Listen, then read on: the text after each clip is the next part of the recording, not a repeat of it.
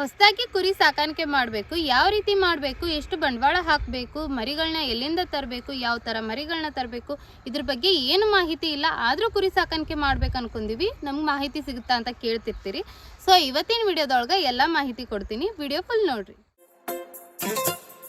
Hi, ಎಲ್ಲರಿಗೂ ನಮಸ್ಕಾರ. ಎಲ್ಲರೂ ಹೆಂಗದಿರಿ? ಐ ಹೋಪ್ ಎಲ್ಲರೂ ಆರಾಮದಿರಿ ಅನ್ಕೊಂಡು ಇವತ್ತಿನ ಈ ವಿಡಿಯೋ ಸ್ಟಾರ್ಟ್ ಮಾಡೋಣ. ಸೊ ಇವತ್ತಿನ ವಿಡಿಯೋದೊಳಗೆ ನನಗೆ ಭಾಳಷ್ಟು ಜನ ಕಮೆಂಟ್ ಒಳಗೆ ಕೇಳ್ತಿದ್ರು, ನಮ್ಗೆ ಹೊಸದಾಗಿ ಕುರಿ ಸಾಕಾಣಿಕೆ ಮಾಡಬೇಕು, ಅದ್ರ ಬಗ್ಗೆ ನಮಗೇನು ಮಾಹಿತಿ ಇಲ್ಲ, ಸೊ ಡೀಟೇಲ್ ಆಗಿ ನೀಟಾಗಿ ಸ್ಟೆಪ್ ಬೈ ಸ್ಟೆಪ್ ಹೇಳ್ರಿ ಅಂತ ಕೇಳ್ತಿದ್ರು. ಸೊ ಹಾಗಾಗಿ ಇವತ್ತು ಹೊಸದಾಗಿ ಕುರಿ ಸಾಕಾಣಿಕೆ ಮಾಡ್ಬೇಕು ಅನ್ಕೊಂಡವ್ರಿಗೆ ಈ ವಿಡಿಯೋ ಉಪಯೋಗ ಆಗುತ್ತಾ ಅಂತ ಅನ್ಕೊಂಡಿನಿ.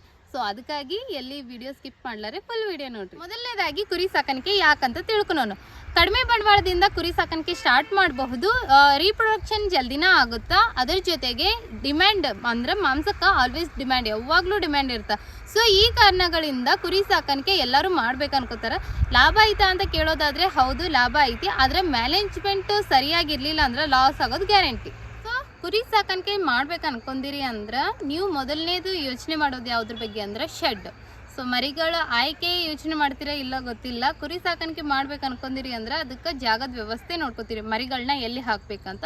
ಸೊ ಹೌದು, ಇದು ಫಸ್ಟ್ ಪಾಯಿಂಟು. ನಾವು ಮರಿಗಳು ಹಾಕುವಂಥ ಜಾಗ ಯಾವ ರೀತಿ ಇರಬೇಕು, ಶೆಡ್ ಯಾವ ರೀತಿ ಮಾಡ್ಕೋಬೇಕು ಅನ್ನೋದು ಪ್ಲ್ಯಾನಿಂಗ್ ಒಳಗೆ ಇಟ್ಕೋಬೇಕು. ಸೊ ಇದ್ರ ಬಗ್ಗೆ ನಾನು ಹೇಳ್ಬೇಕಂತಂದ್ರೆ, ನೀವು ಹೊಸದಾಗಿ ಕುರಿ ಸಾಕಾಣಿಕೆ ಮಾಡತ್ತೀರಿ ಅಂದ್ರೆ ಗ್ರೌಂಡ್ ಫ್ಲೋರ್ ಒಳಗೆ ಅಂದ್ರೆ ನೆಲದ ಮೇಲೆ ನೀವು ಕುರಿ ಸಾಕಾಣಿಕೆ ಸ್ಟಾರ್ಟ್ ಮಾಡಿರಿ.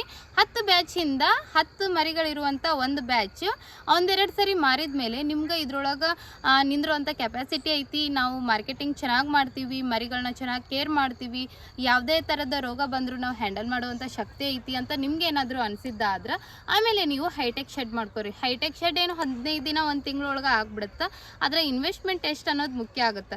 ಸೊ ಮೇನ್ ನಮ್ದು ಕಾನ್ಸಂಟ್ರೇಷನ್ ಏನಂದ್ರೆ ಮರಿಗಳು ಸೇಫ್ ಆಗಿರಬೇಕು ಅಷ್ಟೇ. ಏನಂದ್ರೆ ಸೇಫ್ ಆಗಿರಬೇಕು, ಅದ್ರ ಜೊತೆಗೆ ಹೈಜೀನ್ ಇರಬೇಕು. ಯಾವ ರೀತಿ ಅಂದ್ರೆ ನಾವು ನೆಲದ ಮೇಲೆ ಸಾಕಲಿ ಅಥವಾ ಹೈಟೆಕ್ ಶೆಡ್ಡೇ ಮಾಡಲಿ, ಮರಿಗಳನ್ನ ಕ್ಲೀನಾಗಿ ಮೇಂಟೈನ್ ಮಾಡಬೇಕಾಗತ್ತೆ. ಇಲ್ಲಿ ಹೇಳ್ಬೇಕಂದ್ರೆ ಹೈಟೆಕ್ ಶೆಡ್ ಯಾಕೆ ಎಲ್ಲರೂ ಮಾಡತ್ತಾರ ಅಂದ್ರೆ ನೆಲದ ಮೇಲೆ ಸಾಕೋದಕ್ಕೂ ನೆಲದ ಮೇಲೆ ಸಾಕೋದಕ್ಕೂ ಆಮೇಲೆ ಹೈಟೆಕ್ ಶೆಡ್ ಒಳಗೆ ಸಾಕೋದಕ್ಕೂ ಏನು ಡಿಫ್ರೆನ್ಸ್ ಆಗುತ್ತೆ ಅಂತಂದರೆ, ಹೈಟೆಕ್ ಶೆಡ್ ಒಳಗೆ ಯಾವಾಗಲೂ ಏನಾಗುತ್ತಾ ಪ್ಲಾಸ್ಟಿಕ್ ಫ್ಲೋರ್ ಯೂಸ್ ಮಾಡಿರ್ತಾರೆ. ಸೊ ಅಲ್ಲಿ ಕ್ಲೀನ್ ಹೈಜೀನು ಮೇಂಟೈನ್ ಮಾಡ್ಬೋದು, ಅಂದರೆ ನಮ್ಗೆ ಸ್ವಲ್ಪ ತ್ರಾಸಾಗಲ್ಲ ಅಂತ ಹೇಳ್ಬೋದು. ಮೇಯ್ನಾಗಿ ನಮ್ಗೆ ತ್ರಾಸ ಆಗಬಾರ್ದಂತ ಎಷ್ಟೊಂದು ಬಂಡವಾಳ ಹಾಕಿ ಒಂದು ಆಳು ಹಚ್ಚೋದು ಅಥವಾ ನಾವೇ ಕಷ್ಟಪಡೋದನ್ನು ಅಷ್ಟು ದುಡ್ಡು ಹಾಕಿ 5-6 ಲಕ್ಷ ರೂಪಾಯಿ ಹಾಕಿ ನಾವು ಹೈಟೆಕ್ ಶೆಡ್ ಮಾಡ್ತೀವಿ. ಸೊ ಇದ್ರದ್ದು ಉಪಯೋಗ ಅಂದರೆ ಇದೆ, ಕ್ಲೀನ್ ಆಗಿರ್ತಾವೆ ಅನ್ನೋದ್ರ ಜೊತೆಗೆ ನಮ್ಗೆ ಕೆಲಸ ಆಗೋದಿಲ್ಲ. ಆದರೆ ಏನಾಗುತ್ತೆ, ಗ್ರೌಂಡ್ ಫ್ಲೋರ್ ಒಳಗೂ ನಾವು ಕ್ಲೀನಾಗಿ ಇಟ್ಕೋಬೋದು. ಆದರೆ ಸ್ವಲ್ಪ ಕೆಲಸ ಮಾಡಬೇಕಾಗುತ್ತೆ, ಕಸ ಹೊಡಿಬೇಕಾಗುತ್ತೆ, ಮರಿಗಳನ್ನ ಕ್ಲೀನ್ ಮಾಡ್ಕೊಂಡಿರ್ಬೇಕಾಗುತ್ತೆ. ಮರಿಗಳು ಉಚ್ಚೊಯ್ದಾಗ ಆಗಲಿ, ಅದು ಇಕ್ಕಿ ಹಾಕಿದಾಗ ಆಗಲಿ ಮರಿಗಳನ್ನ ಅಲ್ಲೇ ಬಿಡೋಂಗಿರೋದಿಲ್ಲ. ಸೊ ಕ್ಲೀನ್ ಮಾಡ್ಕೊಂಡಿದ್ರೆ ನಮ್ಮ ಮರಿಗಳು ಸೇಫ್ ಆಗಿರ್ತಾವೆ. ಈ ಒಂದು ಉದ್ದೇಶಕ್ಕೆ ಏನಾಗುತ್ತೆ, ನಮ್ಗೆ ಅಷ್ಟು ಕ್ಲೀನ್ ಮಾಡೋದಾಗಲ್ಲ, ನಮ್ಗೆ ಕೆಲಸ ಮಾಡೋದಾಗಲ್ಲ ಅಂದಾಗ ಹೈಟೆಕ್ ಶೆಡ್ಡನ್ನು ಚೂಸ್ ಮಾಡ್ಕೋತಾರೆ. ಭಾಳಷ್ಟು ಜನ ಇದಕ್ಕೆ ಚೂಸ್ ಮಾಡ್ಕೋತಾರೆ. ಸೊ ಟೋಟಲ್ ಆಗಿ ಶೆಡ್ ಯಾವ ರೀತಿ ಇರಬೇಕು ಅಂತಂದರೆ, ಸರಿಯಾಗಿ ಗಾಳಿ ಆಡ್ತಿರ್ಬೇಕು. ಪೂರ್ವದಿಂದ ಪಶ್ಚಿಮಕ್ಕೆ ಶೆಡ್ ಒಳಗೆ ಗಾಳಿ ಪಾಸ್ ಆಗಬೇಕು, ಒಂದು ಕಡೆಯಿಂದ ಒಂದು ಕಡೆಗೆ ಗಾಳಿ ಪಾಸ್ ಆಗಬೇಕು. ಸೊ ಅಷ್ಟು ಗಾಳಿ ಆಡುವಂಗೆ ಶೆಡ್ ಮಾಡ್ಕೊರಿ. ಅಂದ್ರೆ ಒಬ್ಬೊಬ್ರು ಹೆಂಗಂದ್ರೆ ಫುಲ್ ಕ್ಲೋಸ್ ಮಾಡ್ಕೊಂಡಿರ್ತಾರೆ, ಸೊ ಆ ರೀತಿ ಮಾಡ್ಕೊಳಕ್ಕೆ ಹೋಗ್ಬೇಡ್ರಿ. ಅದ್ರ ಜೊತೆಗೆ ಶೆಡ್ ಯಾವಾಗಲೂ ಒಣದಿರ್ಬೇಕಂದ್ರೆ ಡ್ರೈ ಪ್ಲೇಸ್ ಇರಬೇಕು. ಅದು ಇರುವಂಥ ಫ್ಲೋರ್ ಆಗಲಿ ನೆಲ ಆಗಲಿ ಡ್ರೈ ಇರಬೇಕು ಆಲ್ವೇಸ್. ಅಲ್ಲಿ ನೀರು ಬಿದ್ದವು ಅಥವಾ ಅದು ಯೂರಿನ್ ಹಾಕೈತಿ ಅಂದಾಗ ಅದನ್ನು ಹಾಗೆ ಬಿಡಬಾರ್ದು. ಸೊ ಮೇನ್ ಅಲ್ಲಿ ಪಾಯಿಂಟು ಡ್ರೈ ಆಗಿರಬೇಕು. ಆಮೇಲೆ ರೆಗ್ಯುಲರ್ ಆಗಿ ಅದು ಹೈಟೆಕ್ ಆಗಲಿ ಅಥವಾ ನೆಲದ ಮೇಲೆ ಆಗಲಿ ರೆಗ್ಯುಲರ್ ಆಗಿ ಕ್ಲೀನ್ ಮಾಡ್ಕೊಂಡಿರಬೇಕು. ಸೊ ಇಷ್ಟೆಲ್ಲ ಮಾಡೋದ್ರಿಂದ ನೀವು ನೆಲದ ಮೇಲೆ ಆದರೂ ಮಾಡಿರಿ ಅಥವಾ ಹೈಟೆಕ್ ಶೆಡ್ ಆದರೂ ಮಾಡಿರಿ, ನಿಮ್ಮ ಮರಿಗಳು ಸೇಫ್ ಆಗಿರ್ತಾವೆ. ಕುರಿ ಸಾಕಾಣಿಕೆ ಒಳಗೆ ಸೆಕೆಂಡ್ ಪಾಯಿಂಟ್ ಬರೋದೇ ಮರಿಗಳ ಆಯ್ಕೆ. ಸೊ ಯಾವ ಥರ ಮರಿಗಳನ್ನ ಆಯ್ಕೆ ಮಾಡಬೇಕು, ಎಲ್ಲಿಂದ ಮರಿಗಳನ್ನ ತರಬೇಕು ಅಂತ ಹೇಳಿ ಭಾಳಷ್ಟು ಜನ ಕೇಳ್ತಾರೆ. ಅದಕ್ಕೆ ಸ್ಪಷ್ಟವಾಗಿ ಕ್ಲಾರಿಫೈ ಕೊಡ್ಬೇಕಂದ್ರೆ, ಕರ್ನಾಟಕದೊಳಗೆ ಭಾಳಷ್ಟು ಕಡೆ ದೊಡ್ಡ ದೊಡ್ಡ ಮಾರ್ಕೆಟ್ಗಳದಾವೆ, ಅದ್ರ ಜೊತೆಗೆ ಭಾಳಷ್ಟು ಥರದ ಬ್ರೀಡ್ ಅದಾವೆ. ನಿಮ್ಮ ಲೋಕಲ್ ಮಾರ್ಕೆಟ್ ಒಳಗೆ ಯಾವ ಥರ ಬ್ರೀಡ್ ಸಿಗುತ್ತಾ ಆ ಬ್ರೀಡನ್ನು ಚೂಸ್ ಮಾಡೋದು ಒಳ್ಳೇದಂತ ಅನ್ಸುತ್ತಾ ಹೊಸದಾಗಿ ಕುರಿ ಸಾಕಾಣಿಕೆ ಮಾಡೋರು. ಸೊ ಏನಾಗ್ಬಿಡುತ್ತಂದ್ರೆ ಇನ್ಸ್ಟಾಗ್ರಾಮು, ಯೂಟ್ಯೂಬು, ಫೇಸ್ಬುಕ್ ಒಳಗೆಲ್ಲ ಈ ಥರದ ಬ್ರೀಡ್ ಸಾಕಿ ನಾವು ಲಕ್ಷ ಸಂಪಾದನೆ ಮಾಡತ್ತೀವಿ ಅಂತ ಹೇಳ್ತಾರೆ. ಸೊ ಈ ಕೆಲವೊಂದು ಜನ ಏನು ಮಾಡಿಬಿಡ್ತಾರೆ, ಸೊ ಇದ್ರೊಳಗೆ ಇಷ್ಟು ಲಾಭ ಐತಿ ಅಂದಿಂದ ನಾವು ಅದನ್ನೇ ತರೋಣ ಅಂತ ಹೇಳಿ ತಂದುಬಿಡ್ತಾರೆ. ಆ ಮರಿಗಳು ನಮ್ಮ ಕ್ಲೈಮೇಟಿಗೆ ಅಡ್ಜಸ್ಟ್ ಆಗೋದಿಲ್ಲ. ಒಂದು ಕಡೆ ಬಿಸಿಲು ಭಾಳ ಇರ್ತವೆ, ಒಂದು ಕಡೆ ಮಳೆ ಭಾಳ ಇರ್ತವೆ, ಒಂದು ಕಡೆ ಚಳಿ ಭಾಳ ಇರ್ತವೆ. ಸೊ ಸೊ ಬಿಸಿಲಿಂದ ಬಂದಂಥ ಮರಿಗಳು ಮಳೆ ಇದ್ದಲ್ಲೇ ಹೊಂದ್ಕೊಳ್ಳೋದಿಲ್ಲ, ಚಳಿಯಿಂದ ಬಂದಂಥ ಮರಿಗಳು ಬಿಸಿಲಿದ್ದಲ್ಲೇ ಹೊಂದ್ಕೊಳೋದಿಲ್ಲ. ಸೊ ಈ ಥರ ಕಷ್ಟಗಳಾಗ್ತಿರ್ತಾವೆ. ಅದಕ್ಕೆ ನಾವು ಪ್ರಾಪರಾಗಿ ಒಂದು ಸೊಲ್ಯೂಷನ್ ಕೊಡ್ರಿ ಅನ್ನೋದಾದರೆ, ಮರಿಗಳ ಆಯ್ಕೆ ಬಗ್ಗೆ ನಿಮ್ಮ ಲೋಕಲ್ ತಳಿಗಳು, ನಿಮ್ಮ ಲೋಕಲ್ ಮಾರ್ಕೆಟ್ ಒಳಗೆ ಸಿಗುವಂಥ ಮರಿಗಳನ್ನ ಆಯ್ಕೆ ಮಾಡಿರಿ. ನೀವು ಅದರೊಳಗೆ ಕುರಿ ಸಾಕಾಣಿಕೆ ಸ್ಟಾರ್ಟ್ ಮಾಡಿರಿ. ಲೋಕಲ್ ಇರೋವಂಥ ಮರಿಗಳಿಗೆ ಯಾವಾಗಲೂ ಲೋಕಲ್ ಡಿಮ್ಯಾಂಡೇ ಇರುತ್ತೆ. ಸೊ ಹೇಳ್ಬೇಕಂದ್ರೆ ನಮ್ಮ ಕಡೆ ಕೆಂಗೂರಿಗೆ ಯಾವಾಗೂ ಡಿಮ್ಯಾಂಡ್ ಇರುತ್ತೆ, ಆಮೇಲೆ ಯಾವಾಗೂ ಹೊಂದ್ಕೊಳ್ಳುತ್ತೆ, ನಮ್ಮ ಉತ್ತರ ಕರ್ನಾಟಕ ಕ್ಲೈಮೇಟಿಗೆ ಹೊಂದ್ಕೊಳ್ಳುತ್ತೆ. ಆಮೇಲೆ ಮಾಂಸಕ್ಕೂ ಕೂಡ ಡಿಮ್ಯಾಂಡ್ ಐತಿ ಕೆಂಗೂರಿ ಮಾಂಸಕ್ಕೆ. ಸೊ ಹಂಗಾಗಿ ನಾವು ಕೆಂಗೂರನ್ನೇ ಸಾಕ್ತೀವಿ. ಒಂದೊಂದು ಕಡೆ ಹೆಂಗಾಗುತ್ತೆ ಅಂದ್ರೆ ಬನ್ನೂರು ಕುಡಿ, ನೆಲ್ಲೂರು ಈ ಥರ ಇರ್ತಾವೆ. ಸೊ ಅಲ್ಲಿಂದ ನಾವು ತಂದು ಇಲ್ಲಿ ಸಾಕ್ಬೇಕಂದ್ರೆ ನಮ್ಮ ಕಡೆ ಅಷ್ಟು ಡಿಮ್ಯಾಂಡ್ ಇಲ್ಲ. ಆ ಮರಿಗಳು ಸಾಕೋರೆ ಭಾಳ ಕಡಿಮೆ. ನಾವೇನಾದರೂ ಸಾಕಕತ್ರ ಅದು ಸೇಲ್ ಆಗ್ತಾವಿಲ್ಲ ಅನ್ನೋದು ನಮ್ಗೆ ಅಷ್ಟು ಐಡಿಯಾ ಬರೋದಿಲ್ಲ. ಅದಾದಮೇಲೆ ಮಾಂಸಕ್ಕೂ ಅಷ್ಟು ವ್ಯಾಲ್ಯೂ ಈ ಕಡೆ ಅಂತ ಪರಿ ಅನ್ಸಲ್ಲ. ಯಾಕಂದ್ರೆ ನಾವು ಕಾಸ್ಟ್ಲಿ ಮರಿಗಳನ್ನ ಏನಾದರೂ ತಂದ್ರೆ ಇಲ್ಲಿ ವಾತಾವರಣಕ್ಕೆ ಒಂದು ರೀಸನೇಬಲ್ ರೇಟ್ ಇರುತ್ತೆ. ಸೊ ಅಷ್ಟು ರೇಟ್ ಕೊಟ್ಟು ತಂದು ಮರಿಗಳನ್ನ ಒಂದು ಕಮ್ಮಿ ರೇಟಿಗೆ ಅಂತೂ ಕೊಡೋಕ್ಕಾಗಲ್ಲ, ಹಂಗಂತ ಇಟ್ಕೊಂಡು ಕುದ್ರಕ್ಕೂ ಆಗಲ್ಲ. ಸೊ ಈ ಥರ ಪ್ರಾಬ್ಲಮ್ಗಳಾಗ್ತಾವೆ. ಅದರಿಂದ ನೀವೇನು ಮಾಡಿರಿ, ಲೋಕಲ್ ಸಿಗುವಂಥ ಮಾರ್ಕೆಟ್ ಒಳಗೆ ಸಿಗುವಂಥ ತಳಿಗಳನ್ನ ಆಯ್ಕೆ ಮಾಡಿ ಕುರಿ ಸಾಕಾಣಿಕೆ ಸ್ಟಾರ್ಟ್ ಮಾಡೋದು ಒಳ್ಳೆಯದು. ಸೊ ಇಷ್ಟೊತ್ತು ಶೆಡ್ಡಿನ ಬಗ್ಗೆ ಮತ್ತು ಬ್ರೀಡಿನ ಬಗ್ಗೆ ಯಾವ ಥರ ತಳಿನ ಆಯ್ಕೆ ಮಾಡ್ಬೇಕು ಅನ್ನೋದು ಗೊತ್ತಾಯ್ತು. ಈಗ ಮುಖ್ಯವಾಗಿ ಅಂದ್ರ ಮರಿಗಳ ಆಯ್ಕೆ, ಕುರಿ ಸಾಕಾಣಿಕೆ ಒಳಗ ಮರಿಗಳ ಆಯ್ಕೆ ಯಾವ ರೀತಿ ಮಾಡ್ತೀರಿ ಅನ್ನೋದ್ರ ಮೇಲೆ ನಿಮ್ದು ಇಡೀ ಜರ್ನಿ ಡಿಸೈಡ್ ಆಗಿರುತ್ತ. ಸೊ ಇಲ್ಲೇನಾದ್ರೂ ನೀವು ದುಡ್ಡಿಗೆ ಶಾಣೆತನ ಮಾಡಿ ಕಡಿಮೆ ರೇಟಿನ ಮರಿ, ಸಣ್ಣ ಮರಿ ಏನಾದ್ರು ತಂದ್ಬಿಟ್ರ ನೀವು ಇಲ್ಲಿ ಪ್ರಾಫಿಟ್ ಅನ್ನೋದೇನ ಲಾಸ್ ಆಗಿ ಕುಂದಿರುತ್ತ, ಫಸ್ಟ್ ಬ್ಯಾಚಿಗೆ ಲಾಸ್ ಆಗುತ್ತ. ಹಿಂಗಾಗಿ ಬಹಳಷ್ಟು ಜನ ಕುರಿ ಸಾಕಾಣಿಕೆ ಒಳಗ ಲಾಸ್ ಆತಾರ. ಅವ್ರಿಗೆ ಮರಿಗಳ ಐಡಿಯಾ ಗೊತ್ತಿರಲ್ಲ, ಮರಿಗಳ ಆಯ್ಕೆ ಬಗ್ಗೆ ಯಾವ ರೀತಿ ಆಯ್ಕೆ ಮಾಡ್ಬೇಕು ಅನ್ನೋದು ಗೊತ್ತಿರಲ್ಲ. ಯಾರನ್ನೋ ಒಬ್ರು ಎಕ್ಸ್ಪರ್ಟ್ ಇದ್ದಾರ ಅಂತ ಹೇಳಿ ಕರ್ಕೊಂಡ್ ಹೋಗ್ತಾರ. ಸೊ ಅವ್ರು ಕೂಡ ಏನೋ ಒಂದು ಸ್ವಲ್ಪ ಹೆಚ್ಚು ಕಮ್ಮಿ ಆಗ್ಬಿಡುತ್ತೆ. ಪ್ರತಿಯೊಂದು ಮರಿನೂ ಚೆಕ್ ಮಾಡಿ ಕೊಡೋದಿಲ್ಲ. ನಾವು ನೋಡುವಂತ ಮರಿಗಳು ಇನ್ನೊಬ್ಬರು ನೋಡುವಂತ ಮರಿಗಳಿಗೆ ಬಹಳ ಡಿಫ್ರೆನ್ಸ್ ಆಗುತ್ತೆ. ಸೊ ಹಂಗಾಗಿ ಹಂಗಂತ ಹೇಳಿ ಹೆಚ್ಚಿಗೆ ರೊಕ್ಕ ಕೊಟ್ಟು ತರ್ತೀವಿ ಮರಿಗಳನ್ನ ಅಂತ ಅವೇನಾದ್ರೂ ನಮ್ಗೆ ಪ್ರಾಫಿಟ್ ಕೊಡುತ್ತಾ ಅಂದ್ರ ಇಲ್ಲ, ಅದನ್ನು ಕೂಡ ಸುಳ್ಳು. ರೀಸನೇಬಲ್ ರೇಟ್ ಒಳಗ ಮರಿಗಳು ಯಾವ ರೀತಿ ಅದಾವಂತ ನೋಡಿ ತರೋದು ಇಲ್ಲೇ ಒಂದು ಟಾಸ್ಕ್ ಆಗಿರುತ್ತೆ. ಸೊ ಮರಿಗಳ ಆಯ್ಕೆ ಯಾವ ರೀತಿ ಮಾಡ್ಬೇಕು ಅಂತ ನನ್ನನ್ನ ಕೇಳೋದಾದ್ರೆ 3 ತಿಂಗಳು ಮೇಲ್ಪಟ್ಟಿರ್ಬೇಕು ಮರಿಗಳು, ಮಿನಿಮಮ್ 15 kg ಮೇಲಿರ್ಬೇಕು. ಸೊ ಅಲ್ಲಿ ನಮ್ಗ ತೂಕ ಎಲ್ಲ ಚೆಕ್ ಮಾಡಕ್ ಆಗಲ್ಲ, 3 ತಿಂಗಳು ಅದಾವೆ ಇಲ್ಲ ಅಂತ ಗೊತ್ತಾಗಲ್ಲ ಅನ್ನೋದಾದ್ರೆ ನೀವ್ ಏನ್ ಮಾಡ್ಬೇಕಂದ್ರ ಮರಿ ಕೊಂಬು ನೋಡ್ಬೇಕಾಗತ್ತ. 1-1.5 ಇಂಚ್ ಅಷ್ಟು ಕೊಂಬು ಮೂಡಿರ್ಬೇಕು ಮರಿಗೆ. ಅದಾದ್ಮೇಲೆ ಕಣ್ಣು, ಮೂಗು, ಬಾಯಿನ ಟೆಸ್ಟ್ ಮಾಡ್ಬೇಕಾಗತ್ತ. ಕಣ್ಣೊಳಗ, ಮೂಗೊಳಗ, ಬಾಯಿ ಒಳಗ ನೀರ್ ಸೋರ್ಬಾರ್ದು. ಹಂಗೇನಾದ್ರೂ ಸೋರ್ತಿದ್ರ ಅದು ಅನಾರೋಗ್ಯದಿಂದ ಬಳತೈತಿ ಅಂತ ಹೇಳಿ. ಸೊ ಒಂದೊಂದು ಮರಿನ ಟೆಸ್ಟ್ ಮಾಡಿ ನೋಡ್ಬೇಕಾ, ಅದೆಲ್ಲ ಆ ತರ ಅಂತಂದ್ರೆ ಹೌದ್ ನೋಡ್ಬೇಕು. ಯಾಕಂದ್ರೆ ಈ ಕುರಿ ಸಾಕಾಣಿಕೆ ಒಳಗ ನೀವು ಒಂದು 7,000 7,500 8,000 ಕೊಟ್ಟು ಅಮೌಂಟ್ ಕೊಟ್ಟು ಒಂದು ಮರಿ ತರ್ತೀರಿ ಅಂದ್ರೆ ಪ್ರತಿಯೊಂದು ಮರಿನ ನೋಡ್ಬೇಕು. 1 ರೂಪಾಯಿಗೂ ವ್ಯಾಲ್ಯೂ ಐತಿ. ಸೊ ಒಂದೊಂದು ಮರಿನು ನೀವು ಎಷ್ಟು ಹಿಂಡೊಳಗ ಅಂತ ಹೇಳಿ ಒಂದ್ 10 ಮರಿ ನೋಡಿದ್ವಿ ಹಿಂಡೊಳಗ ಅಂತ ನಡಿತೈತೆ ಅಂತ ಏನಾದ್ರು ತಂದು ಬಿಟ್ರ ಅಲ್ಲಿ ಒಂದು ಮರಿ ಬಂದಿರುವಂತ ರೋಗ ಇಡೀ ಬ್ಯಾಚಿಗೂ ಸ್ಪ್ರೆಡ್ ಆಗುತ್ತೆ. ಸೊ ಹಂಗಾಗಿ ಮರಿಗಳ ಆಯ್ಕೆ ಬಹಳ ಮುಖ್ಯ ಆಗುತ್ತ. ಕಣ್ಣು, ಮೂಗು, ಬಾಯಿ ಚೆಕ್ ಮಾಡಿ ಆಮೇಲೆ 1-1.5 ಇಂಚ್ ಅಷ್ಟು ಕೊಂಬು ಮೂಡಿರುವಂತ ಮರಿನ ತಗೊಂಡು, ಆಮೇಲೆ ಅದ್ರ ಮೇಲೆ ಬಹಳ ಉನ್ನೆ ಇರಬಾರ್ದು ಮರಿಗೆ. ಉದ್ದ ಬೀಸ ಶೈನಿಂಗ್ ಹೇರ್ಸ್ ಶೈನಿಂಗ್ ಇರುವಂತ ಮರಿನ ಆಯ್ಕೆ ಮಾಡೋದ್ರಿಂದ ನಿಮ್ಮ ಕುರಿ ಸಾಕಾಣಿಕೆ ಜರ್ನಿ ಸಕ್ಸಸ್ ಆಗ್ಬೋದು. First point shed, second point breed, third point ಮರಿಗಳ ಆಯ್ಕೆ. ಈಗ ಫೋರ್ತ್ ಪಾಯಿಂಟ್ ಮರಿಗಳಿಗೆ ಯಾವ ತರ ಆಹಾರ ಕೊಡ್ಬೇಕು. ಸೊ ಬಹಳಷ್ಟು ಜನಕ್ಕ ಇದ್ರೊಳಗ ಕನ್ಫ್ಯೂಸ್ ಇರುತ್ತ. ಆಮೇಲೆ ಈಗ ಒಂದು ಬೇಸ್ಮೆಂಟ್ ಅಂತೆ ಮರಿಗಳ ಆಯ್ಕೆ ಒಂದು ಬೇಸ್ಮೆಂಟ್ ಅಂತ ಹೇಳಿದೆ. ಸೊ ಇದು ನೆಕ್ಸ್ಟ್ ಸ್ಟೆಪ್. ಫುಡ್ಡಿನೊಳಗೆ ಏನಾದ್ರು ಮಿಸ್ಟೇಕ್ ಮಾಡಿದ್ರು ಕೂಡ ನಿಮ್ದು ಲಾಸ್ ಆಗುತ್ತ. ಸೊ ಹಂಗಾಗಿ ಫುಡ್ಡಿನ ಬಗ್ಗೆನೂ ಬಹಳ ಕಾಳಜಿ ವಹಿಸ್ಬೇಕಾಗತ್ತ.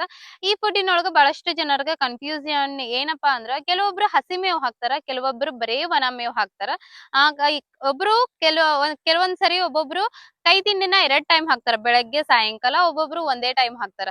ಸೊ ಇದ್ರ ಬಗ್ಗೆ ಸ್ವಲ್ಪ ಕನ್ಫ್ಯೂಷನ್ ಬಾಳ ಇರ್ತಾವ. ಯಾವ ತರ ಹಾಕ್ಬೇಕು, ಯಾವ ತರ ಹಾಕಿದ್ರ ನಮ್ಮ ಮರಿಗಳು ವೇಟ್ ಗೇನ್ ಚೆನ್ನಾಗ್ ಆಗ್ತಾವ, ಇಂಪ್ರೂವ್ ಆಗ್ತಾವ, ನಾವು ಕುರಿ ಸಾಕಾಣಿಕೆ ಒಳಗ ಸಕ್ಸಸ್ ಕಾಣ್ಬೋದು ಅಂತ ಕೇಳ್ತಾರ. ಹೌದು, ಕುರಿ ಸಾಕಾಣಿಕೆ ಒಳಗ ಸಕ್ಸಸ್ ಸಿಗ್ಬೇಕಂದ್ರ ಮರಿಗಳು ಚೆನ್ನಾಗ್ ಬೆಳವಣಿಗೆ ಆಗ್ಬೇಕು, ವೇಟ್ ಗೇನ್ ಆಗ್ಬೇಕು. ಅದಕ್ಕ ಆಹಾರ ಅನ್ನೋದು ಬಹಳ ಮುಖ್ಯ ಆಗುತ್ತ. ಮೊದಲನೇದಾಗಿ ಹಸಿ ಮೇವು ಯಾಕೆ ಹಾಕ್ತಾರ ಕೆಲವೊಬ್ರು ಅಂತ ತಿಳ್ಕೊಳೋದಾದ್ರ ಏನಾಗುತ್ತಂದ್ರ ಒಂದೊಂದ್ ಕಡೆ ಒಣ ಮೇವು ಬಹಳ ಶಾರ್ಟೇಜ್ ಆಗ್ಬಿಡುತ್ತ. ಆ ಟೈಮ್ ಒಳಗ ಅವರು ಕವರ್ ಮಾಡ್ಕೊಳ್ಳೋದಕ್ಕ 1 ಟೈಮ್ ಹಸಿ ಮೇವು, 1 ಟೈಮ್ ಒಣ ಮೇವು ಹಾಕ್ತಾರ. ಇನ್ನು ಕೆಲವೊಬ್ರು ಒಂದ್ ರೀಸನ್ ಏನಂದ್ರ ಹಸಿ ಮೇವು ಹಾಕೋದ್ರಿಂದ ಡೈಜೆಷನ್ ಪವರ್ ಚೆನ್ನಾಗಿರತ್ತ, ಇಂಪ್ರೂವ್ ಆಗುತ್ತ. ಅದ್ರ ಜೊತೆಗೆ ಹೈ ಪ್ರೋಟೀನ್ ಇರುತ್ತ ಅದ್ರೊಳಗ ಹಸಿ ಮೇವು ಒಳಗ, ಅದರಿಂದ ಮರಿಗಳ ಬೆಳವಣಿಗೆ ಚೆನ್ನಾಗ್ ಆಗುತ್ತ. ಸೊ ಈ ರೀಸನ್ ಇಂದಾನು ಹಸಿ ಮೇವು ಹಾಕ್ತಾರ. ಕೆಲವೊಂದ್ ಕಡೆ ಹಸಿ ಮೇವು ಹಾಕಲ್ಲ, ಒಣ ಮೇವು ಹಾಕ್ತಾರ.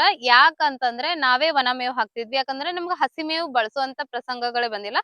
ಒಣ ಮೇವಿಗೆ ಮರಿಗಳು ಚೆನ್ನಾಗಿ ವೆಟ್ ಗೇನ್ ಆಗ್ತಾವ, ಅದಕ್ ಕೂಡ ಡೈಜೆಷನ್ ಪವರ್ ಕೂಡ ಚೆನ್ನಾಗಿರತ್ತ. ಸೊ ಹಂಗಾಗಿ ನಾವು ಒಣ ಮೇವು ಬಳಸ್ತಿದ್ವಿ. ನಮ್ ಕಡೆ ಅಂದ್ರೂ ಒಣ ಮೇವು ರಾಶಿ ಗಟ್ಲೆ ಸಿಗುತ್ತ, ದುಡ್ಡು ಇದ್ರೆ ನೀವ್ ಎಷ್ಟಾದ್ರೂ ಒಣ ಮೇವು ಕೊಂಡ್ಕೋಬಹುದು. ಸೊ ನಾವಿಲ್ಲಿ 10 ಟ್ರ್ಯಾಕ್ಟರ್ ಅಷ್ಟು ಒಣ ಮೇವು ಹಾಕೊಂಡಿವಿ ನೋಡ್ಬೋದು. ಇದ್ರೊಳಗ ನಾವು ಒಣ ಮೇವು ಅಂದ್ರ ಕಡ್ಲಿ ಹೊಟ್ಟು, ಶೇಂಗಾ ಹೊಟ್ಟು, ಉಳ್ಳಿ ಹೊಟ್ಟು ಮತ್ತೆ ತೊಗರಿ ಹೊಟ್ಟು, ಈ ತರ 4 ಹೊಟ್ಟುಗಳನ್ನ ಮಿಕ್ಸ್ ಮಾಡಿ ಒಂದು ಬನ್ವಿ ಹೊಟ್ಕೊಂಡಿವಿ.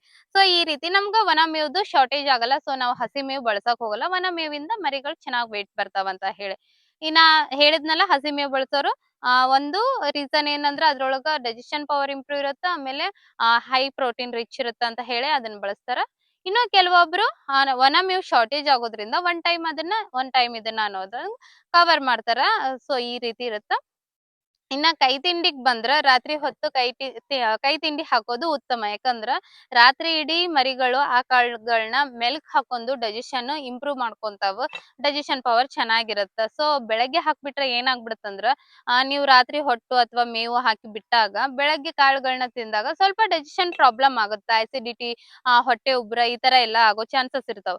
ಸೊ ಹಂಗಾಗಿ ರಾತ್ರಿ ಹಾಕೋದು ಬೆಟರ್. ಇನ್ನು ಕೆಲವೊಬ್ರು ಏನಂದ್ರ 2 ಟೈಮ್ ಹಾಕ್ತಾರಲ್ರಿ, ನಾವ್ 2 ಟೈಮ್ ಹಾಕ್ಬೋದಾ ಅಂತ ಹೇಳಿ ಅಂದ್ರೆ ಹಾಕ್ಬೋದು. ಯಾವ ರೀತಿ ಅಂದ್ರ ಒಂದು ಮರಿಗೆ 100 ಗ್ರಾಮ್ ಅಷ್ಟೇ ಒಂದು ದಿನಕ್ಕ ಕೈ ತಿಂಡಿನ ಕೊಡ್ಬೇಕು ಅನ್ನೋದಿರುತ್ತ. ಒಬ್ಬೊಬ್ರು 2 ಟೈಮ್ ಹಾಕಕತ್ತಾರ ಅಂತ ಹೇಳಿ ಬೆಳಗ್ಗೆ ಒಂದ್ 100 ಗ್ರಾಮ್, ರಾತ್ರಿ ಒಂದ್ 100 ಗ್ರಾಮ್ ಹಾಕ್ತಿರ್ತಾರ. ಕೆಲವೊಬ್ರಿಗೆ ಅದು ಒಂದು ವಿಚಾರ ಇರುತ್ತೆ. ಸೊ ಆ ರೀತಿ ಹಾಕ್ಬಾರ್ದು. ಒಂದ್ ದಿನಕ್ಕ ಒಂದ್ 100 ಗ್ರಾಮ್ ಹಾಕ್ಬೇಕಂದ್ರ ಬೆಳಗ್ಗೆ 50 ಗ್ರಾಮ್, ಸಾಯಂಕಾಲ 50 ಗ್ರಾಮ್ ಅನ್ನಂಗ ಡಿವೈಡ್ ಮಾಡ್ಕೊಂಡು ಹಾಕ್ಬೇಕಾಗುತ್ತೆ. ಸೊ 2 ಟೈಮ್ ತಿನ್ನೋದ್ರಿಂದನು ಸೇಮ್ ರಿಸಲ್ಟ್ ಬರ್ತಾ ಅಂತ ನಮ್ ಫೀಲಿಂಗ್. ಸೊ ಅವ್ರವ್ರದ್ದು ಅನಿಸಿಕೆ, ಯಾವ ತರ ಫುಡ್ ಮೇಂಟೈನ್ ಮಾಡ್ಕೊಂಡ್ ಬರ್ತಾರ, ಸೊ ಅದಕ್ಕೆ ಅವ್ರಿಗೆ ಬಿಟ್ಟಿದ್ದು. ನಾವಂದ್ರು ಈ ತರ ಫುಡ್ ಮೇಂಟೈನ್ ಮಾಡ್ತಿದ್ವಿ. ಬೆಳಗ್ಗೆ ಒಣ ಮೇವು, ಮಧ್ಯಾಹ್ನ ಒಣ ಮೇವು, ಸಾಯಂಕಾಲ ಕೂಡ ಕೈ ತಿಂಡಿನ ಹಾಕಿ 7:30 ಅನ್ನೋಷ್ಟ್ರೊಳಗೆ ಕೈ ತಿಂಡಿ ಹಾಕಿ ಬಿಟ್ಬಿಡ್ತಿದ್ವಿ. ಮತ್ತೆ ಬೆಳಗ್ಗೆ 7-7:30 ಒಳಗ ನಾವು ಒಣ ಮೇವು ಹಾಕೋತಿದ್ವಿ. ಸೊ ಹಸಿ ಮೇವು, ಒಣ ಮೇವು ಹಾಕೊಳ್ಳೋರು ಕೂಡ ಇದೇ ಪ್ರೊಸೀಜರ್ ನ ಮೇಂಟೈನ್ ಮಾಡಿದ್ರ ಒಳ್ಳೇದಂತ ನನ್ನ ಅನಿಸಿಕೆ. ಈಗ ನೆಕ್ಸ್ಟ್ ಪಾಯಿಂಟ್ ಆಹಾರದ ಬಗ್ಗೆ ತಿಳ್ಕೊಂಡ್ರಿ. ಈಗ ಮರಿಗಳ ಆರೋಗ್ಯದ ಬಗ್ಗೆ ತಿಳ್ಕೊಳೋಣಂತ. ಈಗ ಕುರಿ ಸಾಕಾಣಿಕೆ ಒಳಗ ಹೆಂಗಂದ್ರ ಆರೋಗ್ಯ ಅನ್ನೋದು ಬಹಳ ಇಂಪಾರ್ಟೆಂಟ್.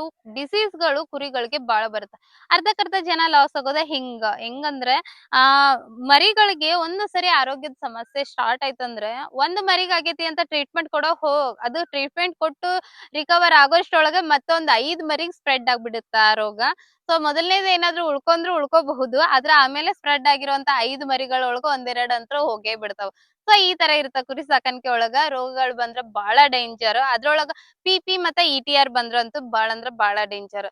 ಸೊ ಕಾಮನ್ ರೋಗಗಳನ್ನ ನಾವು ಗುರುತಿಸೋದ್ ಹೆಂಗ, ಮರಿಗೆ ಆರಾಮಿಲ್ಲ ಅಂದ್ರ ಹೆಂಗ ತಿಳ್ಕೊಳೋದು ಅಂತ ಒಂದ್ ಸಿಂಪಲ್ ಹೇಳ್ತೀನಿ. ಯಾಕಂದ್ರೆ ಹೊಸದಾಗಿ ಕುರಿ ಸಾಕಾಣಿಕೆ ಮಾಡ್ಬೇಕಂದವ್ರಿಗೆ ಮರಿಗಳ ಆಯ್ಕೆ ಬಗ್ಗೆ, ಮತ್ತ ಬ್ರೀಡ್ ಯಾವ್ದು ಚೂಸ್ ಮಾಡ್ಬೇಕ್ ಅನ್ನೋದ್ರ ಬಗ್ಗೆ, ಆಹಾರ ಹೆಂಗ್ ಕೊಡ್ಬೇಕ್ ಅನ್ನೋದ್ರ ಬಗ್ಗೆ, ಅದ್ರ ಜೊತೆಗೆ ಒಂದು ಮರಿಗೆ ಆರಾಮ್ ಇರ್ಲಿಲ್ಲ ಅಂದ್ರ ಅದಕ್ ಆರಾಮಿಲ್ಲ ಅಂತ ಹೇಳಿ ನಾವು ಸ್ವಲ್ಪ ಐಡೆಂಟಿಫೈ ಮಾಡೋ ಅಷ್ಟಂದ್ರೂ ನಾಲೆಜ್ ಇರ್ಬೇಕಾಗುತ್ತೆ. ಸೊ ಯಾವ ರೀತಿಯಪ್ಪ ಒಂದ್ ಮರಿಗೆ ಆರಾಮಿಲ್ಲ, ಅದ್ರ ಆರೋಗ್ಯದ ಸಮಸ್ಯೆ ಆಗೈತೆ ಅಂತ ಹೆಂಗ್ ತಿಳ್ಕೊಳೋದು ಅಂದ್ರೆ, ಫಸ್ಟ್ ನೀವು ಒಂದ್ ಮರಿಗೆ ಫುಡ್ ಹಾಕಿಂದ ಯಾವ್ದೇ ತರದ್ ಮರಿಗಳನ್ನ ನೋಡ್ರಿ, ನೀವು ಫುಡ್ ಹಾಕಿಂದ ಬಂದು ಗಬ ಗಬ ಗಬ ಅಂತ ತಿಂದ್ ಬಿಡ್ತಾವ್. ಅದ್ರೊಳಗ ಒಂದ್ ಯಾವ್ದಾದ್ರು ಮರಿ ತಿನ್ನೋದಕ್ಕ ಆಸಕ್ತಿನೇ ಇಲ್ಲ, ಎಲ್ಲೋ ಸೈಡಿಗ್ ನಿಂತಿರ್ತೈತಿ, ಸೊ ಮಲ್ಕೊಂಡಿರ್ತೈತಿ, ಗೋನ್ ಕೆಳಗ್ ಹಾಕೊಂಡ್ ನಿಂತಿರ್ತೈತಿ. ಸೊ ಅಂತದ್ ಏನಾರ ಸಿಂಪ್ಟಮ್ಸ್ ಕಂಡ್ ಬಂದು ಅಂದ್ರ ಆ ಮರಿಗೆ ಅನಾರೋಗ್ಯದ ಸಮಸ್ಯೆ ಆಗೈತಿ ಅಂತ ಅರ್ಥ. ಆ ಮರಿ ಸರಿಯಾಗಿ ಫುಡ್ ತಿನ್ನೋದಿಲ್ಲ, ಸರಿಯಾಗಿ ನೀರ್ ಕುಡಿಯೋದಿಲ್ಲ. ಸೊ ಅದಕ್ಕ ಆಸಕ್ತಿ ಅನ್ನೋದೇ ಇರಲ್ಲ ಆಹಾರದ ಮೇಲೆ. ಆಮೇಲೆ ಹೆಂಗಂದ್ರ ಆಕ್ಟಿವ್ ಇರಲ್ಲ ಮರಿ. ಒಂದು ಹಿಂಡ್ ಇತ್ತಂದ್ರ ನೀವು ಆ ಹಿಂಡ್ ಕಡೆ ಹೋದ್ರಿ ಅಂದ್ರ ಓಡಾಡ್ ಬಿಡ್ತಾವ್ ಮರಿಗಳ. ಆದ್ರ ಒಂದು ಸ್ವಲ್ಪ ಏನಾದ್ರು ಅನಾರೋಗ್ಯದ ಪ್ರಾಬ್ಲಮ್ ಇತ್ತಂದ್ರ ಆ ಮರಿಗೆ ಅನಾರೋಗ್ಯದ ಸಮಸ್ಯೆ ಹತ್ತಿದ್ರಂದ್ರ ಆ ಮರಿ ವೀಕ್ ಆಗಿರ್ತಾ, ನೀವು ಎಷ್ಟೇ ಅದ್ರ ಕಡೆ ಹೋಗಿ ನಿಂತ್ರುನು ಅದು ಆಕ್ಟಿವ್ ಆಗಿರಲ್ಲ, ಓಡಾಡೋದಿಲ್ಲ. ಸೊ ಈ 2 ಸಿಂಟಮ್ಸ್ ಸ್ಟ್ರಾಂಗ್ ಸಿಂಟಮ್ಸ್ ಅಂತ ಹೇಳ್ಬೋದು. ನೀವು ಈ ಮರಿಗೆ ಏನೋ ಸ್ವಲ್ಪ ಪ್ರಾಬ್ಲಮ್ ಆಗೈತಿ ಅಂತ ಈಸಿಯಾಗಿ ಗುರುತಿಸ್ಬೋದು. ಸೊ ಈ ಸಿಂಟಮ್ಸ್ ಇಲ್ಲ, ಆದ್ರೂ ಸ್ವಲ್ಪ ಏನೋ ನಮ್ಗ್ ಗೊತ್ತಾಗತ್ತಿಲ್ಲ ಇನ್ನು ಅಂತ ಅನ್ನೋದಾದ್ರೆ ಕಣ್ಣು, ಮೂಗು, ಬಾಯಿ, ಕಿವಿ ನೋಡ್ಬೇಕಾಗತ್ತ. ಸೊ ಆಗ್ಲೇ ನಾನ್ ಹೇಳ್ದಂಗ ಕಿವಿ ಟೆಸ್ಟ್ ಮಾಡಿ ನೋಡ್ಬೇಕಾಗತ್ತ. ಕಿವಿ ಹಿಂಗ್ ಹಿಡಿದ್ರ ಆ ಕಿವಿ ಸ್ವಲ್ಪ ಏನಾದ್ರು ಉಗುರ್ ಬೆಚ್ಚಗಿತ್ತಂದ್ರ, ಬೆಚ್ಚಗ್ ಅನ್ಸಾತೈತಿ ಅಂದ್ರ ಅದಕ್ ಜ್ವರ ಬಂದಂಗ. ಸೊ ಇದ್ರ ಮೇಲೆ ನೀವು ಡಿಸೈಡ್ ಮಾಡಕ್ಕಾಗಲ್ಲ ಅದಕ್ ಜ್ವರ ಬಂದಾವ ಅಂತ ಹೇಳಿ. ಸೊ ಥರ್ಮೋಮೀಟರ್ ಒಂದ್ ಇಟ್ಕೊಳ್ಳೇಬೇಕಾಗತ್ತ ನೀವು. ಥರ್ಮೋಮೀಟರ್ ಇಟ್ಟು ನೋಡ್ಬೇಕಾಗುತ್ತ ಮರಿಗ್ ಜ್ವರ ಐತೆ ಇಲ್ಲ ಅಂತ ಹೇಳಿ. ನೆಕ್ಸ್ಟ್ ಕಣ್ಣು, ಮೂಗು, ಬಾಯಿ ಒಳಗ ನೀರ್ ಏನಾದ್ರು ಸೊರಾತೈತಿ ಅಂತ ನೋಡ್ಬೇಕು. ಮರಿಗೆ ಏನಾದ್ರೂ ಲೂಸ್ ಮೋಷನ್ ಆಗಿತ್ತಂದ್ರ ಅವಾಯ್ಡ್ ಮಾಡಕ್ ಹೋಗ್ಬೇಡ್ರಿ. ಇಮಿಡಿಯೇಟ್ ಆಗಿ ವೆಟರ್ನರಿ ಡಾಕ್ಟರ್ಗೆ ತೋರಿಸ್ರಿ. ಇನ್ನ ಈ ಹೆಲ್ತ್ ಕೇರ್ ಒಳಗ ಬರುವಂತ ಪ್ರೊಸೀಜರ್ಗಳು ರೋಗ ಬರಬಾರ್ದಂತಾನೆ ಮೊದಲಿಷ್ಟು ತಗೋಬೇಕಾಗಿರುತ್ತ ಅಂತ ಆಕ್ಷನ್ ಅಂತ ಹೇಳ್ಬೋದು, ಪ್ರೊಟೆಕ್ಷನ್ ಅಂತಾನೆ ಹೇಳ್ಬೋದು. ಏನಪ್ಪಾ ಅಂದ್ರ ಡಿವಾರ್ಮಿಂಗ್ ಮಾಡಿಸ್ಬೇಕಾಗುತ್ತ. ಹೆಲ್ತ್ ಕೇರ್ ಒಳಗ ಅಂತ ಬರೋದಾದ್ರೆ ಮೊದಲು ನೀವು ಮರಿಗಳನ್ನ ತಂದು 2-3 ದಿನದೊಳಗ ಡಿವಾರ್ಮಿಂಗ್ ಮಾಡಿಸ್ರಿ. ಡಿವಾರ್ಮಿಂಗ್ ಆಗಿ ಒಂದು 7 ದಿನ, ಮಿನಿಮಮ್ 7 ದಿನ ಗ್ಯಾಪ್ ಆದ್ಮೇಲೆ ವ್ಯಾಕ್ಸಿನೇಷನ್ ಹಾಕಿಸ್ರಿ. ಕೆಲವೊಬ್ರು ಹೇಳ್ತಾರೆ, ಮೇಡಮ್ ಡಿವಾರ್ಮಿಂಗ್ ಆಗಿಂದ ವ್ಯಾಕ್ಸಿನೇಷನ್ ಹೇಳ್ತೀರಿ ನೀವು, ಲಿವರ್ ಟಾನಿಕ್ ಬಗ್ಗೆ ಹೇಳಲ್ಲ ಅಂತ ಹೇಳಿ. ನಾರ್ಮಲ್ ಆಗಿ ಎಲ್ಲರಿಗೂ ಗೊತ್ತಿರುತ್ತ ಲಿವರ್ ಟಾನಿಕ್ ಬಗ್ಗೆ. ಸೊ ಹಂಗಾಗಿ ನಾನು ಲಿವರ್ ಟಾನಿಕ್ ಎಲ್ಲಿ ಮೆನ್ಷನ್ ಮಾಡಿಲ್ಲ. ಹೌದು, ಡಿವಾರ್ಮಿಂಗ್ ಆಗಿಂದ ಲಿವರ್ ಟಾನಿಕ್ ಹಾಕ್ಬೇಕಾಗತ್ತ. ಬಿಕಾಸ್ ಆಫ್ ವೈ ಅಂದ್ರೆ, ಯಾಕಂದ್ರ ಡಿವಾರ್ಮಿಂಗ್ ಆದ್ಮೇಲೆ ಲಿವರ್ ಗೆ ಸ್ವಲ್ಪ ಹೊಡೆತ ಕೊಡುತ್ತ. ಸೊ ಆ ಲಿವರ್ ಡ್ಯಾಮೇಜ್ ಆಗ್ಬಾರ್ದು ಅನ್ನೋದಕ್ಕ ಡಿವಾರ್ಮಿಂಗ್ ಆಗಿದ್ದ ಲಿವರ್ ಟಾನಿಕ್ ಹಾಕ್ತಾರ. ಸೊ ಅದ್ರ ಜೊತೆಗೆ ಒಂದ್ 7ರಿಂದ ಒಂದು 10 ದಿನ ಗ್ಯಾಪ್ ಆದ್ಮೇಲೆ ವ್ಯಾಕ್ಸಿನೇಷನ್ ಕೂಡ ಮಾಡಿಸ್ಬೇಕಾಗುತ್ತೆ. So compulsory short term fattening ಮಾಡಾತಿರಿ ನೀವು ಅಂದ್ರ ಇಟಿ ಮತ್ತೆ PPR ಅಂತೂ ಕಂಪಲ್ಸರಿ ಮಾಡಿಸ್ರಿ. ಈ ರೋಗಗಳು ಬಹಳ ಡೇಂಜರಸ್ ರೋಗಗಳು. ಮರಿಗಳನ್ನ ಎಷ್ಟೇ ಚೆನ್ನಾಗಿ ಸಾಕೊಂಡಿದ್ರು ನೀವು ಏಕಾಏಕಿ ಬಂದು 1 ವಾರದೊಳಗ ಒಂದ್ 5-6 ಮರಿ ಸಾಯುವಂತ ಡೇಂಜರಸ್ ರೋಗ. ಆ ರೋಗ ಬಂದ್ರ ನೀವು ಒದ್ದಾಡೋದ್ ಬಿಟ್ಟು, ಪಶ್ಚಾತ್ತಾಪ ಪಡೋದ್ ಬಿಟ್ಟು, ನಿಮ್ ಮರಿಗಳನ್ನ ಕಳ್ಕೊಳೋದ್ ಬಿಟ್ಟು ಬೇರೆ ಏನು ಉಪಾಯ ಇಲ್ಲ. ಅದಕ್ಕೇನು ಪರಿಹಾರನೂ ಇಲ್ಲ ಅಂತ ಹೇಳ್ಬೋದು. ಸೊ ಹಂಗಾಗಿ ನೀವು ಶೆಡ್ಡಿಗೆ ಮರಿಗಳನ್ನ ತಂದಾಗ ಡಿವಾರ್ಮಿಂಗ್ ಮತ್ತ ವ್ಯಾಕ್ಸಿನೇಷನ್ ಗಳನ್ನ ಕಂಪಲ್ಸರಿ ಆಗಿ ಮಾಡಿಸ್ರಿ. ಸೊ ಇಷ್ಟಿತ್ತು ಇವತ್ತಿನ ಮಾಹಿತಿ. ನೀವೇನಾದ್ರೂ ಹೊಸದಾಗಿ ಕುರಿ ಸಾಕಾಣಿಕೆ ಮಾಡ್ಬೇಕು ಅನ್ಕೊಂಡಿರಿ ಅಥವಾ ಆಲ್ರೆಡಿ ಮಾಡಿರಿ, ನಮ್ಗಿನ್ನೂ ಅದ್ರ ಬಗ್ಗೆ ನಾಲೆಜ್ ಇಲ್ಲ ಅಂದ್ರ ಈ ವಿಡಿಯೋ ನಿಮ್ಗ ಯೂಸ್ಫುಲ್ ಆಗುತ್ತ ಅಂತ ಅನ್ಕೊಂಡಿನಿ. ನಿಮ್ಗ ಇನ್ನೂ ಏನಾದ್ರೂ ಡೌಟ್ ಐತಿ ಇದ್ರ ಬಗ್ಗೆ ಅಂದ್ರ ಕಮೆಂಟ್ ಒಳಗ ತಿಳಿಸ್ರಿ, ನಾನ್ ನಿಮ್ಗ ರಿಪ್ಲೈ ಮಾಡ್ತೀನಿ. ಅಂಡ್ DM ಕೂಡ ಮಾಡ್ಬೋದು. ಆಲ್ವೇಸ್ ನಾನ್ ಫ್ರೀ ಇದ್ರೆ ಯಾವಾಗ ಬೇಕಾದ್ರೂ ನಿಮ್ಗ ರಿಪ್ಲೈ ಮಾಡ್ತೀನಿ. ಸ್ವಲ್ಪ ಲೇಟ್ ಆದ್ರ ಸ್ವಲ್ಪ ಬಿಸಿ ಇರ್ತೀವಿ. ಸೊ ಹಂಗಾಗಿ ಏನು ಅನ್ಕೊಳಕ್ ಹೋಗ್ಬೇಡ್ರಿ. ಬಟ್ ಕಮೆಂಟ್ ಅಟ್ DM ನೋಡಿದ್ರೆ ನಾನು ರಿಪ್ಲೈ ಮಾಡೇ ಮಾಡ್ತೀನಿ. ಅಂಡ್ ಇಂತ ಫಾರ್ಮಿಂಗ್ ಟಿಪ್ಸ್ ನಿಮ್ಗೆ ಏನಾದ್ರು ಬೇಕಂದ್ರ ನನ್ನ ಪೇಜ್ ನ ಈಗ ಫಾಲೋ ಮಾಡ್ಕೊರಿ, ನನ್ನ ಚಾನೆಲ್ ನ ಸಬ್ಸ್ಕ್ರೈಬ್ ಮಾಡ್ಕೊರಿ. And thank you for watching.